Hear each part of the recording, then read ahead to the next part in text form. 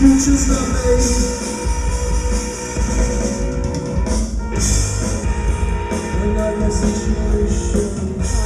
So here we are. We're here with Permanence, who would like to make it very clear that they are not a tribute band. They would like to make it they're a covers project. Hi, I'm Wade. I play drums. I'm Danny. I sing and play guitar and keyboard a little bit. And I'm Linda, and I'm kind of Peter Hook. Yeah. Without the pick.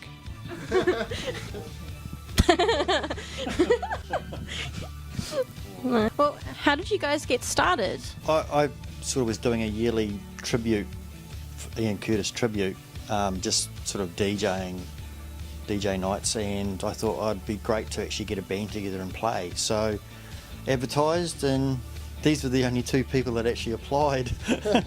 So I'm stuck with them. Well, so I had no choice. I knew Wade through my girlfriend. Yeah, I didn't actually know he was musically inclined, but yeah, Linda. Did you not? Linda was the only person that actually applied to the ad.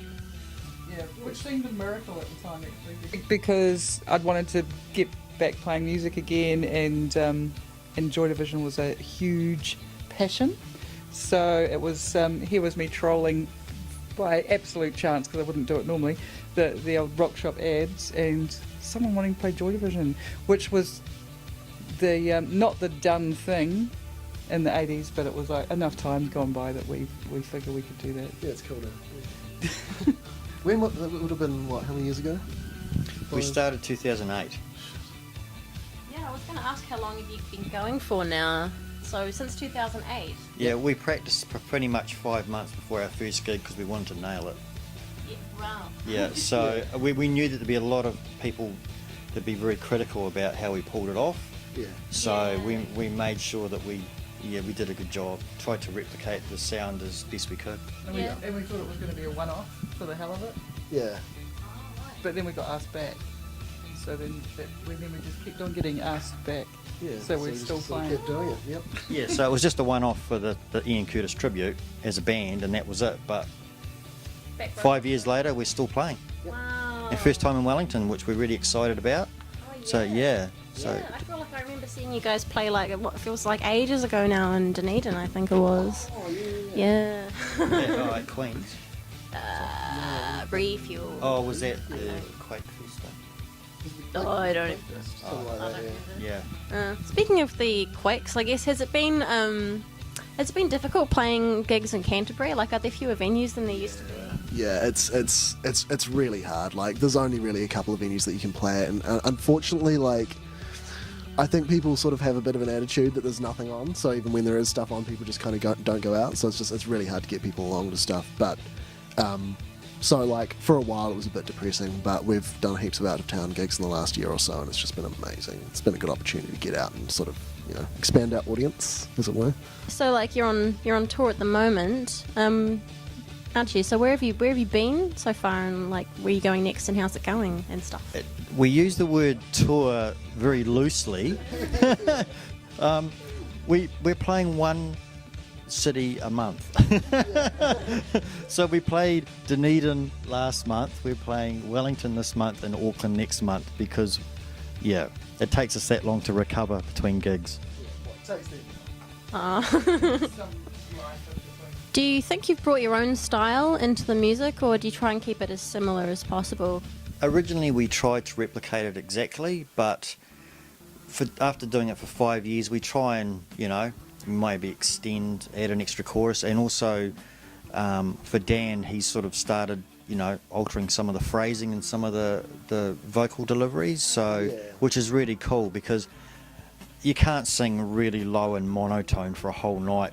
So I think it's quite good. He sort of, you know, he changes it up a bit, and it makes it more exciting for us as a band, and it's not too different that people will go, oh no, that was just rubbish, you know, stick to the original. So and so that keeps it fresh. And the fact is that even though we've been doing it for 5 years, we still are really enthusiastic about playing, which is, you know, it's just, we thought we would have been sick of it by now, but to be quite honest, I'm just as into it as the first gig. I think that, like, the fact that we kind of, as we've gone, sort of changed the way that we play things, and we're always sort of messing with new things, and you know, just trying slightly different sounds, that helps a lot. Because like, yeah, new songs now and then as well, yeah. Because like, I think when you're doing something like this, like, it's always going to be better if you sort of bring some of your own personality to it, rather than just trying to do it in a real cookie cutter kind of way. So yeah, it definitely makes it more interesting. Do you have a favourite song to play? I have a song that I struggle to play. Transmission is very hard to drum to. Stephen Morris, Joy Division's drummer, was just a machine, and I just don't know how he actually come up with some of those rhythms. And being a little bit older and mature, I find it, especially if I don't warm up properly. But favourite song for me to play would probably be Disorder. Oh man, it's a tough call.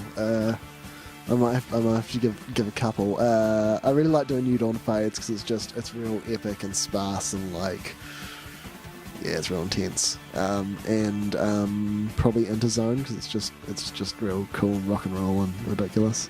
I quite like playing really early punky stuff. It's it's fun.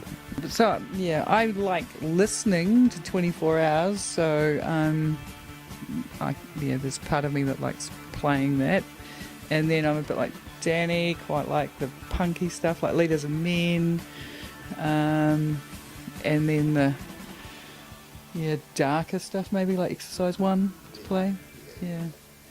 But I'm like Wade, we just sort of, you think you're going to be over it and you're not, you just keep playing the songs and it's just always fun. I think it just proves how much you realise how much of a fan you are of the music because you still like playing it so much. What other post-punk bands are you guys into? Well, we were actually in a Cure covers project as well, but it didn't quite work. We had 5 people and it was very difficult to get those people together at the same time in practice, and so we sort of canned that. We did a few gigs.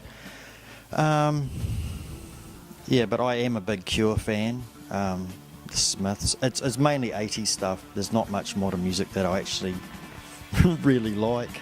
To be quite honest, I'm sort of stuck in the 80s, but yeah, Echo and the Bunnymen, band and some of the darker stuff like Bauhaus and Sisters of Mercy.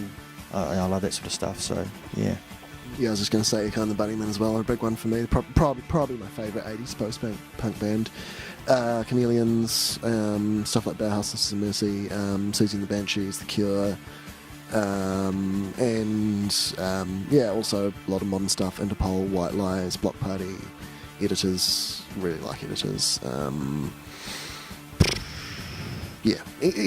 All the stuff is in that sort of vein, I guess, yeah. Ditto. Echo and the Bunnymen I loved, and still like Editors and things like that. Big fan of Wire and Magazine, and really liked a lot of the experimental kind of, I suppose it's post-punk, like Throbbing Gristle and Cabaret Voltaire and Suicide and Perubu, that sort of stuff. Approve of all of the above. So how many of you are individually in other bands? No, not me. Just Dan's the only rock star at the moment.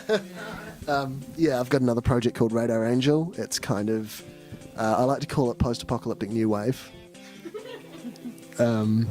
It's sort of, I guess you could describe, it's very much driven by 80s fetishism. It's kind of a cross between Depeche Mode with a bit of Nine Inch Nails and kind of Duran Duran kind of poppy silliness as well. It's quite fun, but we're working on the album for ages, but it's like, with uni and everything, it's just, I just keep putting it off. But one day there will be an album. One day I will come and play in different places and it will be super exciting, but yeah, just radarangel.bandcamp.com, that's right, or facebook.com/radarangel. Play it loud, play it clear. Oh, that must keep you pretty busy. This question's a personal one for me.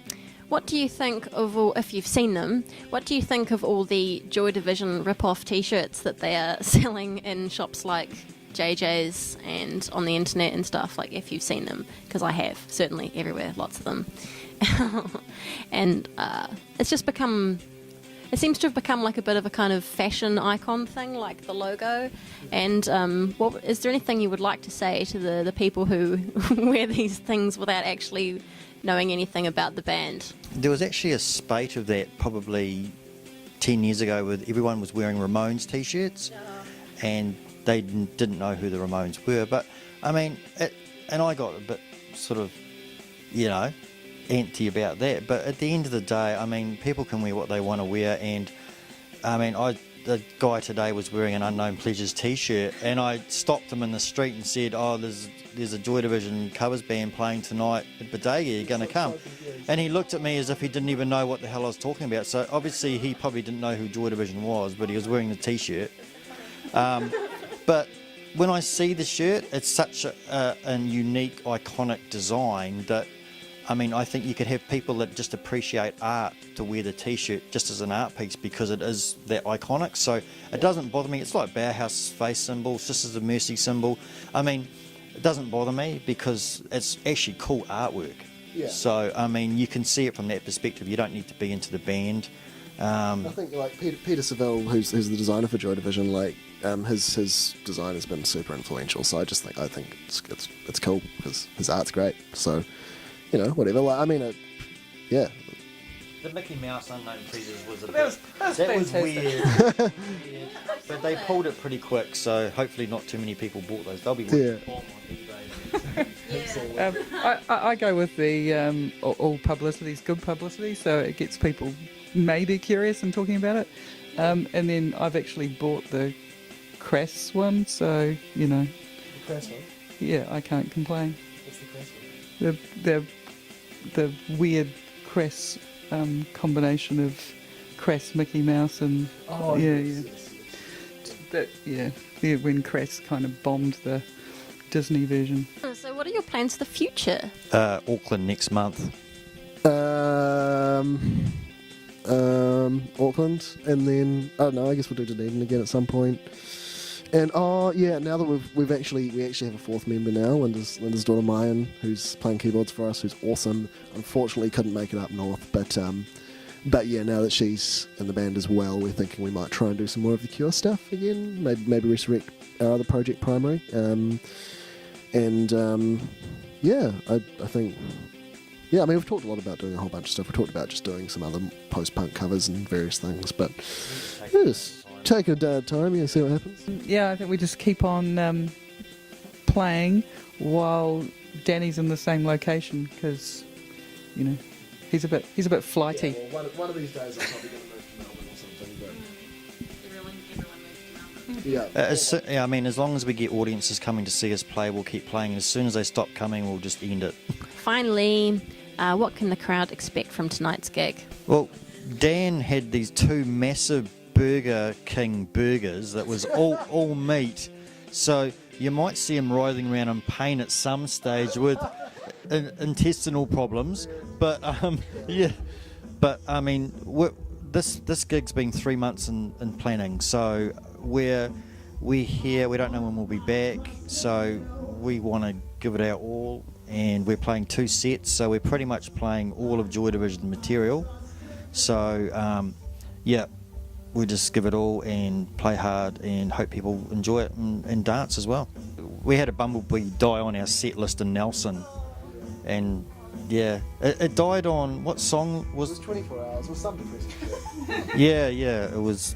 It died. It was quite bizarre. And did we keep the bumblebee, bring it back with us? No, but at a later gig, some of my friends brought along a dead bumblebee for me to, and I put it in my pocket and I pulled it. I said to the audience, if anyone can guess what's in my pocket, they'll get a prize, and no one did. And I said, Surprisingly, indeed. yeah, How could you not know that was a symbol of the band? it was a good time. It was Ian Curtis's favourite animal. One day I'm going to do a gig dressed as a bumblebee. That will be very exciting. Not a Joy Division gig, you won't. Oh my god, that's so funny. Like the yellow stripes with like the Unknown Pleasures style. We could call you Sting. Yeah. That's an idea. Sure. Oh my god, that's so funny. Oh, so much potential. All right, well, I guess that's everything. So thank you very much, you guys, for sitting down and having me ask questions at you. And without further ado, let's get on with the gig. I guess. Say bye. See you later. Bye.